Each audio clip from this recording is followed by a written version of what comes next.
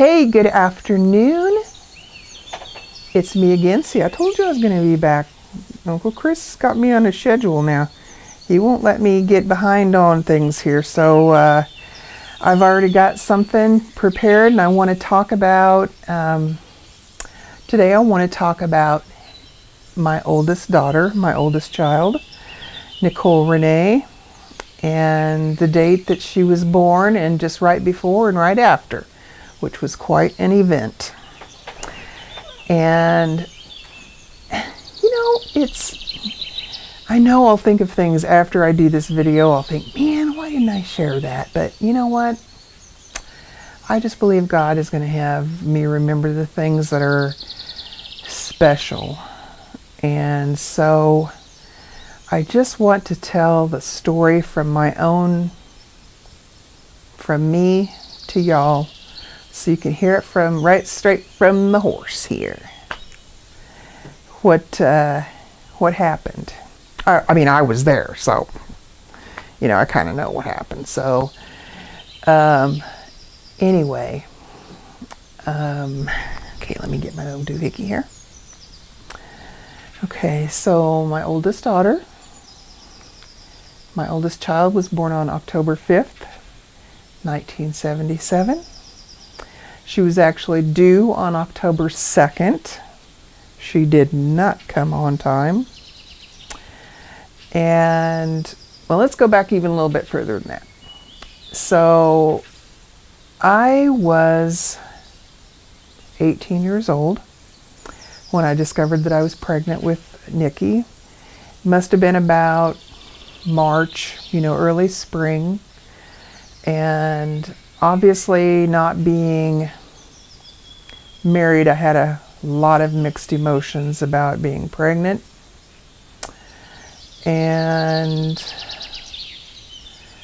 But I knew that I wanted this baby. I was scared to death, but let's just leave it at that. I was scared to death. I was just young and not even nearly ready for life. But sometimes you just get handed something and you've got to go with it and do the best that you can. So that's what I did. And at the time, I lived in Hays, Kansas with my grandma Mabel, my mom, Shannon, and Nisa. And right after I announced that I was pregnant, Mom decided that she wanted to relocate to Lawton, Oklahoma to start a Bernina sewing machine store and to offer embroidery classes. And that is exactly what we did. Nikki's dad, Steve, at that time when we decided we were going to leave, he decided he was going to join the Army, and he did. So we kind of parted ways, and Shannon and I made the, rewind that 1 minute. Shannon and I decided, no, Shannon and I didn't decide, Mom decided. Mom said, Sheila, Shannon are going to go on ahead of us, and you were going to set up house, and then Nisa and I will follow. And I said, what?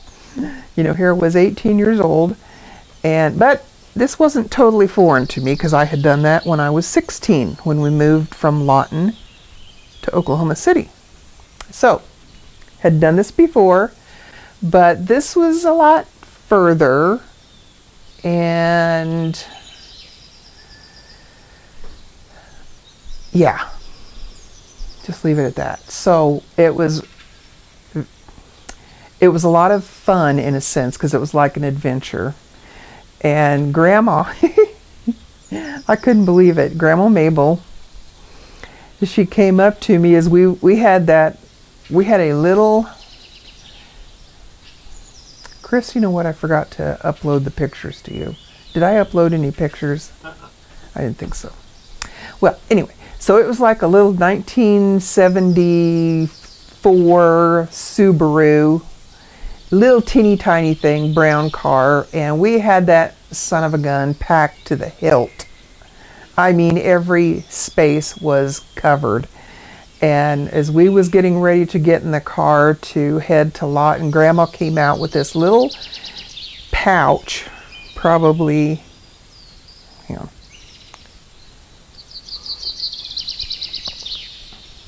probably like so. And it was a little white pouch that she had sewn. And she came up to me and she had a wad of cash that she put inside the little pouch. And then she just reached right in front, pulled my shirt down and pinned it inside my bra like there was nothing wrong with it. And I thought, and she goes, you want to keep it there. That way you can't lose it and nobody can take it from you. Okay. So, let's see, we had that packed and we hit the road. Shannon and I hit the road, and Shannon wasn't quite as enthusiastic about this adventure as I was. But we had a good time driving down there, and we got to Lawton, Oklahoma. Lawton, Oklahoma is also joined with Fort Sill Army Base. So it's Fort Sill, Oklahoma and Lawton, Oklahoma all together, kind of, except there is a base. So we got down there and it was toward the evening. We had to get a hotel. I had no experience with locating a hotel. And back then, we didn't have Marriott discounts or online options. It was drive up to a hotel, ask them how much it was, and pay cash or check or a credit card. So I found this hotel. I didn't know anything about finding a hotel. And so it looked decent to me. But I wasn't thinking about it being right on the strip and there being a lot of activity. Probably not of the most family-friendly kind. And so that evening we were sitting in the hotel room. Shannon and I had ordered a pizza. And there was sirens, there was gunshots, and I mean, Shannon was in tears, and I thought, oh great. And we were so scared. So we went out to the payphone and called my Aunt Buana, Buddy Boo. She lived in Mustang, Oklahoma at the time, so we called her and she made us feel much better. We felt better knowing that she was just about an hour and a half away and that we needed to get back in our room and lock the door and that we'd be fine. So we did, and everything was fine. So the next day we went to a lot of different apartments. And we finally found an apartment complex. I had it on my PowerPoint, but I forgot to tell Chris to print the pictures. Anyway, it doesn't really matter. It had the address on it of where we actually lived. Yep, that's the one. Yep. But it was I'll just go ahead and tell you, it was at 2302 Northwest 38th Street in Lawton, Oklahoma. And at the time they were called Creekside Apartments. And there was like I would say there was probably 6 or 8 buildings. And it was kind of in a big half circle with all of the apartments up here and a big old walking half circle with a pool over here. And so Shannon and I rented that and told them to come on down, and so we did. Hold on a second here. There we go. And let's see, I'm looking at my notes here. And so things continued on. I got a job at Hardee's. Yes, Hardee's restaurant. They're still going. Yeehaw! And I worked there until I was about 8 months pregnant. That was not easy work. It never is in a fast food restaurant. And Nikki's dad, Steve, ended up getting stationed at Fort Sill, Oklahoma, but we made a decision not to marry, and because our paths just kind of went in a different direction. And so that was that. We still had that little brown Subaru, and Mom, with the Bernina Sewing Center, they were able to claim it as a tax exemption if we had something on the car advertising the business. And we put this big old Bernina sewing machine on top of the car. So everywhere we went, there was that Bernina sewing machine on top of the car. And so we got a lot of good laughs about that. And things just kind of moved along. I did not hardly gain any weight with carrying Nikki because I was swimming every day, and I swam a lot. And because she didn't come till October, I had all that summer, because we didn't get there, or we moved in about April, I'm going to guess, March, April. So we had all that summer, and I swam all summer. I only gained like 10 pounds of I only gained like 10 pounds over what Nikki weighed. So it was very easy to lose weight, and I spent all summer craving watermelon and grapes. So Mom brought them home almost every day. I couldn't get enough of them. And then Mom and I, sometimes Shannon and Nisa, would be out there on that big half circle driveway. Around and around and around we'd go to keep things in shape. And it was on one of those walks that right in the road in front of us there was a convenience store right across the street. And so we just walked in there one day, and Mom just started bawling in the middle of the convenience store when she saw the headlines on the newspapers, the tabloids, that Elvis had died. That was August of 1977, and Mom just wept like a baby. I'll never forget that.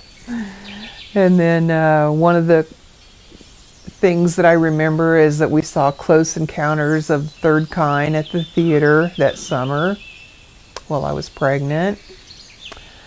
Let me think. We also saw Grease. That also came out when I was pregnant with Nikki. Saw that at the theater. It was me, Shannon, and Nisa in line. Long line waiting for Grease. And let me think what else. Yeah. So then we lived in that little 2-bedroom apartment, all 4 of us. And Mom and Nisa shared one bedroom. Shannon and I shared the other bedroom. But it ended up, as I got bigger, the bed wasn't comfortable anymore, so I slept on the couch in the living room for comfort. So that was kind of my place for kind of my little makeshift bedroom. And we did have a baby shower by the church that we were attending. That was a lot of fun. And what I should mention too is that Nisa was actually the one responsible for Nikki's name. She had a little friend that she was going to daycare with, and she just loved her. Her name was Nikki. And I had kind of been looking at names, and I'm 18 years old in 1977. Give me a break. So I was looking at names like Bambi and Desiree. Yes, I was. Bambi and Desiree. I thought that was so ultra cool. Nikki is horrified now when I tell her, because she says it sounds like a stripper. You know, what can I say? It must have been just meant to be that. So Nikki, you can thank Nisa for that you ended up with, and I changed it to Nicole with Nikki for short, and Renee. So there's that little bit of history trivia. So we're coming down to the line. October 2nd came and went, and no Nikki. Of course, you know what? It's kind of crazy too, because I did not know we didn't have sonograms back then, or ultrasounds. So I didn't know if I was going to have a girl. I was just praying that I would. And I don't know that I even had a name for a boy. Now that I think back. But anyway, October 2nd came and went, no baby. I was so ready for this to be ending. And the evening of October 4th, Mom bought me some peppermint castor oil. Yes, there is such a thing as peppermint castor oil. Does it help with the castor oil taste? Heck no, it does not. It is probably nastier than the actual castor oil. And I drank the whole thing, about 4 ounces, and it was nasty. Drank it, and sure enough, about 1 a.m., labor pains started. And they were not fun. And so I woke Mom up. I got up from the couch, told Mom, it's time to go. That woman had to do her hair and makeup. Yes, hair and makeup. And if you remember Grandma Marilyn at all, that was not a short feat. It took time. And then when she finally got ready, here I am starting to panic. Then we just drive, and I mean, it's early wee hours of the morning. There's no traffic out there. And we're just driving, you know, no blazing through the stoplights, nothing like that, like I had envisioned. We just drove very calmly to the hospital. So it took my illusion about rushing to the hospital was shattered. And I got there. I was 18 years old at the time of delivery, but also at the same time there was a mom and daughter there, and she was 14 years old, was also in the labor area with me. I was like blown away. And yeah. So when we got there to the labor and delivery, they would not. First of all, let me say this. I went to they had a little tour thing, you know, for first-time moms to go through the hospital and kind of look at the delivery area and the nursery if nobody was in there.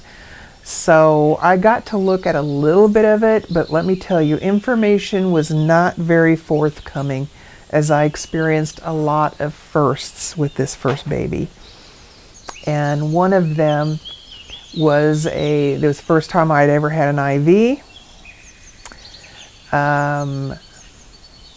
This is a whole lot of fun. A first enema, a first perineal prep. I'm not going to expound on that at this point. You can look it up. It was a horrifying experience, and all without my mother. They would not let our mothers go back with us. And I say we, meaning me and the 14-year-old girl. We had to be back there by ourselves, and it was frightening. And I remember when it was getting close to that time, I was scared to death I was going to die with these labor pains. It was like nothing I'd ever had. And they finally came back and asked me, do you want a general anesthesia or a spinal? I thought, well, Mom had scared me half to death with a spinal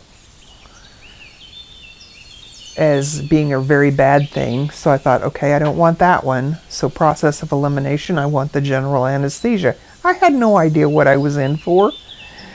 And so they wheeled me back, and I thought, oh, good, so we're about to change, something's about to happen here. So they took me back to delivery and positioned me on the gurney, I guess is what you would call it, and legs in the stirrups, and next thing I knew, the mask was coming over my face and I was gone. I did not get to experience any of the birth of my daughter. I was so ticked. But that's what I had told them was a general anesthesia. I just didn't know what that was. So next thing I know, here I am out, and I get woke up with Miss Freemeyer, Miss Freemeyer. And it was like, you know how, well, maybe you don't, but when you're coming out of anesthesia, it's kind of like a twilight zone. It's like, huh? And I could hear her hollering at me and kind of tapping on my face, trying to get me to come to. And as soon as I responded, the nurse informed me that I had had a baby girl. And I thought, oh, thank you, Jesus. And then I was out. Next thing I knew, when I finally did come to, was I was in my hospital room, and woke up, and the nurse peeked in, and she just peeked in, didn't come into the room, peeked in. And at this time I didn't have a roommate, and she just peeked in and she says, Miss Freemeyer, do you want to see your baby? And I thought, yeah. And I said, yes, I do. And she says, okay, I'll be right back. And next thing I knew, nurse walked in real quietly with a teeny tiny, what I thought was tiny, little tiny bundle tightly wrapped in a white blanket. And I could just see skin from the face. And when she walked up with Nikki, I just started crying. Just bawled like a baby. And I called Mom, and she was, no, yeah, I did. I called Mom. And she was laughing at me, crying, and happy about the situation. And she said she'd be up there in just a little bit, because they had been up there, from the time they dropped me off up until I had Nikki, which was about 10 hours later. And I just could not believe, and if you don't know it, you'll know it soon. That first feeling of having that baby brought to you and that it's yours. It's just like instant love. It's just so hard to describe. And I looked at her, and she had these little red marks on her cheeks, like big U's, little red marks on both of her cheeks. And I remember thinking, and I asked the nurse, I said, what's wrong with her? What's the marks on her cheeks for? And she goes, oh, honey, that's just where the forceps, when they were pulling the baby, those are just forceps marks. They'll disappear. And I thought, how awful. And she was just wide-eyed. Nikki was just wide-eyed looking at me. And I just couldn't hardly believe that she was mine. She was so beautiful. And she was 9 pounds, 5 ounces, which is not small, but to me she seemed really small. And so, hang on, I'm reading my notes here. It turns out while I was out under anesthesia, things weren't going so good down there, hence the forceps delivery. But I ended up with a huge laceration in the land down under. And it totally blocked bladder function. And things were just kind of messy down there. And so that took a while for that all to functions to return. So I couldn't hardly wait to get out of there. Mom and Shan came that evening. They wouldn't allow Nisa back into the maternity area. And Mom brought this beautiful princess-like blue ruffled dress for Nikki. It was pictured in one of Nikki's baby photos. I think it was actually her and Nisa in the picture that we had done by a photographer. And it was just real pretty. It had a little bell on the inside of the petticoat. And one of the funny things that I'll never forget about that hospital experience is I finally did get a roommate that evening. Here I was 18. She was probably close to 40. So I mean, we're talking someone my mother's age. And how do I describe her? She was the sweetest, the kindest person. So, just so wonderful. And, you know, she didn't ask a lot of questions because back then it was very uncomfortable because I wasn't married. She didn't ask questions. She was just super sweet to me.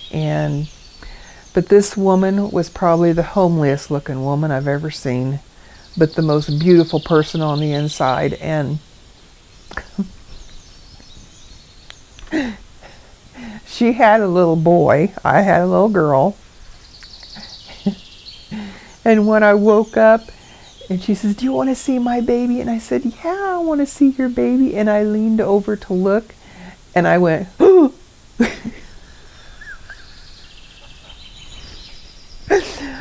I was so embarrassed because I don't usually hide my reactions very well. This child's hair was light brown. It wasn't black like a normal baby or blonde. It was like a light brown, and it was going whew, like this. And his nose was the same weird nose that his mother had. I swear he looked like a female version baby of his mama. And when she showed me him, she was just beaming with love and pride. And I thought, oh my gosh, I knew I couldn't lie. And I said, "Isn't he wonderful?" And she goes, He is just so wonderful. And I will never ever forget that. She was the sweetest, kindest person. But oh my gosh, that was the wildest experience. I wish I could remember her name, but I don't remember her name. But she did have a little boy same day that Nikki was born. And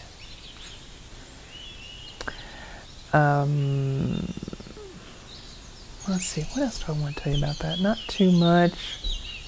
I was terribly anxious to get out of the hospital and go home. I was in there for about 3 days. Right after I went home, I really think it had to do something with the delivery because I had never had this before in all my life. I developed what they call a pilonidal cyst right at the base of my spine. Interesting, huh? Within a week or two of delivery, and it was so painful I could not even sit down. I was in major pain. So I had to go to the doctor. He lanced it right there in the office and drained it and packed it. And I went, left there. Of course, Mom couldn't go with me because she was watching the shop and the baby and Nisa. And so I drove back, and there was a little area in the back of the shop, and I just laid there in the back. She made me a little pillow and blanket on the floor, and I just laid there with my baby and stayed there while I was healing. That was not fun. And then shortly after, it was in January, so Nikki was about 2 months old, she developed pneumonia, double pneumonia, and was put in the hospital. And by then I was working at the same hospital that she was born at. I worked in respiratory therapy, and I cleaned equipment, but a lot of times they trained me how to go and set up oxygen tents, minor respiratory stuff. And a lot of times it would be up there on the children's unit. And I always hated going up there because you'd see little babies or little children crying without their parents, and it just broke my heart because they'd have to work, so they couldn't stay there. But I refused to leave her. She was 2 months old. I was not going to leave my child in the ward by herself in an oxygen tent. So I was let go from my position at the hospital.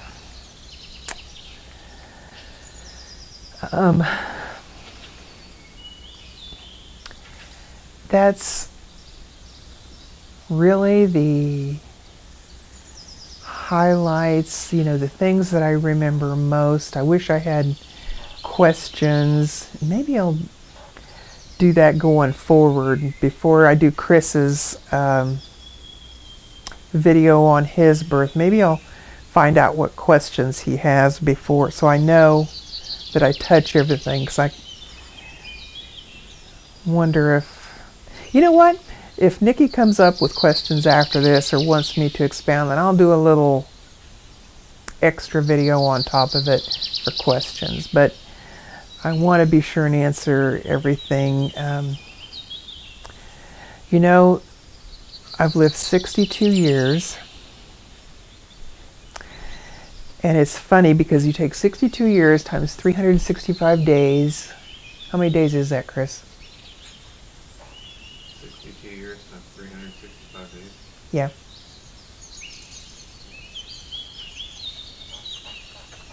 23,725. 23,725. Wow, that's a lot. Jeez, you'd think I'd be smarter than I am. That many days. Oh well. Anyway, where I was going with this is that many days, and you can almost count on two hands the super special moments in your lifetime that will forever change who you are, that defined you, that brought you absolutely the epitome of joy and meaning. And I know 3 days that were in that count of the 23,725. And that was when Nikki was born, when Chris was born, and when the twins were born. And there's been some other events that were super special. I was thinking about this when I was driving on my way over here. As I was thinking about that very thing, the days that are special. And one just immediately popped into my mind. So this is kind of off course here, but I know you'll appreciate it. Shannon was, she made the drill team at Hayes High School. And you say, what's the drill team? Well, that's what they called the pom-pom group that did the special dance routines and the marches, always at the games, during halftime, do the special little ditty thing. And she got on the drill team, and she was so thrilled about that. Her best friend was a cheerleader. She made the drill team, and it was the Hayes High Indians. Yeah. Hayes High Indians. And so she wore this little squaw outfit with the big, tall leather boots, and she looked so adorable. And I'll never forget the day. It was a homecoming parade in Hayes, which always occurred down Main Street. And of course, I wasn't going to miss it for anything. And so I took my little, 110 camera out there, and as soon as I saw the Hayes High School band coming down the street, I could feel a lump starting to well in my throat. And they came and went, and then right behind them was the drill team doing their little pom-pom routine. And I just tears were rolling down my face. And I remember thinking how beautiful she was and how proud I was of her. Happy for her. She looked so happy. And those are one of those days that just were special. But anyway, but my babies were probably the top of the list. And I was talking about this with Gracie just recently, because Gracie and I were talking. She goes, Grandma, she goes, I think we are the same age, because Gracie's pregnant with Oakley right now. She goes, how old were you when you were pregnant with Aunt Nikki? And I said, well, I was this age. By the time I had her, I was just 2 months shy of being 19. And she goes, wait. She goes, Oakley's due June 8th, 7th or 8th. And her birthday is July 18th. And I said, well, we're almost the same age when we had our first babies. And one of the harder things is that we were both unwed, but we both clearly wanted to keep our babies. And so I was just thinking about that and wanted to mention, hang on here.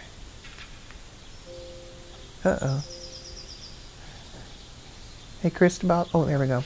Okay, so one of the things unique about my pregnancy with Nikki that wasn't the same with my other two pregnancies is that I was not married. And I just wanted to say, I don't really know why I do, but I do, that being a Christian and having a child out of wedlock takes a lot of courage, strength, love, and forgiveness. And so I'm reading from my notes because I had to think this out.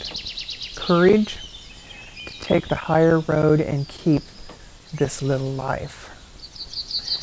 Strength to endure the misunderstanding and or judgment of others. After all, your choice will soon be evident to all, no hiding it.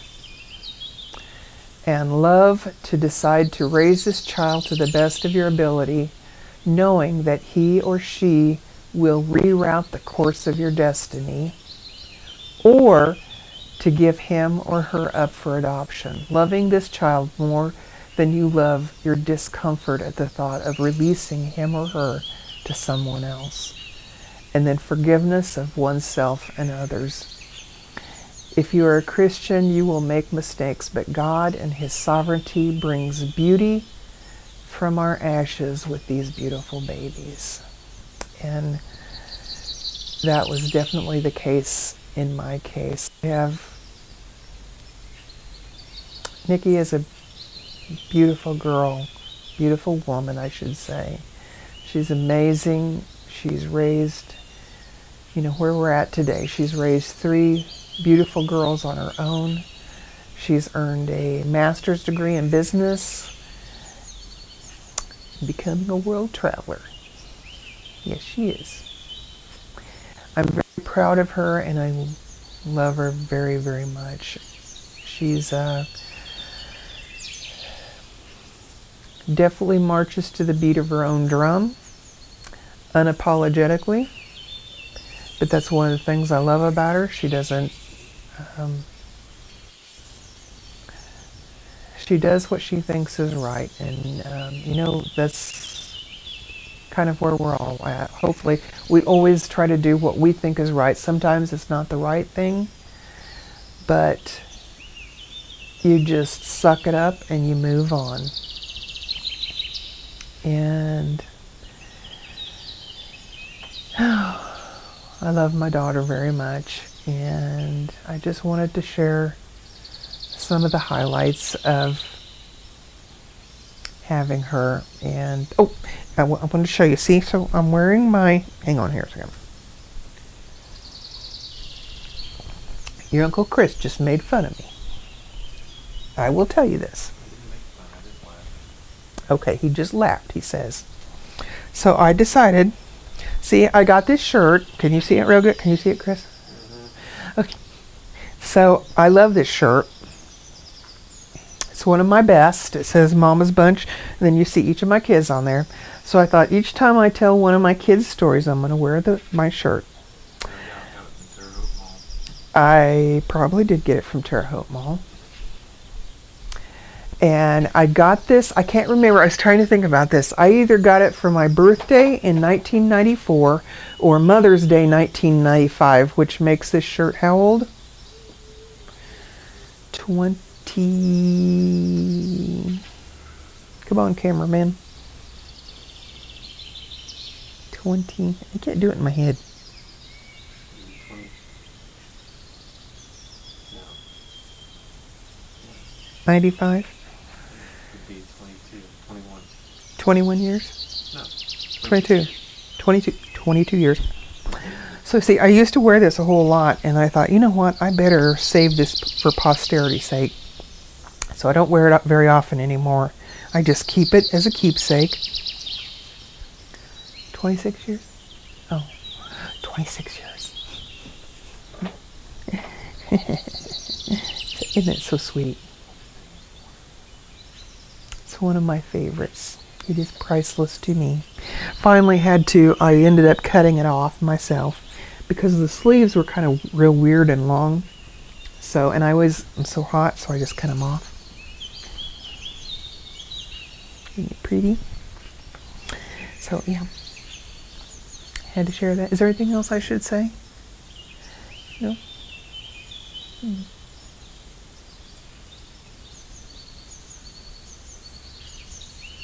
Okay, well, I love you guys very much, and I will be back next week with the story about Chris. I love you. Bye-bye.